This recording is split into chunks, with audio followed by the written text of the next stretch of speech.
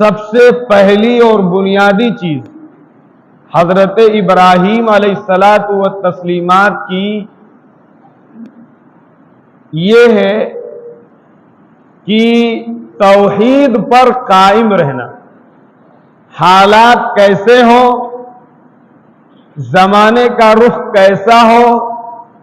مشکلات کیسی ہوں، پوری زندگی ان کی ہمیں یہ بتاتی ہے کہ ایک مسلمان، ایک ابراہیم علیہ الصلاۃ والتسلیمات کا ماننے والا، آپ کی ملت کا پیروکار کبھی بھی توحید کے ساتھ اور یعنی اللہ کو ایک ماننا اور کرتا دھرتا سمجھنا، اس کے ساتھ کسی قسم کا کوئی کمپرومائز اور سمجھوتا نہیں کر سکتا۔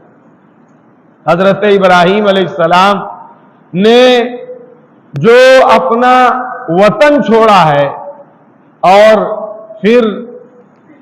جو ایک غیر آباد اور بالکل چٹیل پہاڑوں کے درمیان میں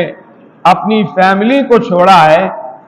یہ بتانے کے لیے کہ ایمان کا سودا نہیں کیا جا سکتا ہے، توحید کے ساتھ کمپرومائز نہیں کیا جا سکتا ہے، اور اس کے لیے اگر گھر چھوڑنا پڑے، وطن چھوڑنا پڑے، کاروبار چھوڑنا پڑے،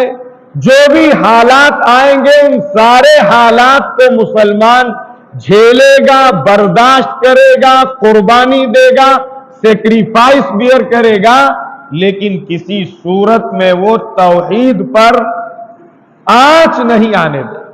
شرک کی کسی گندگی کے ساتھ اپنے دامن کو لت پت نہیں کرے۔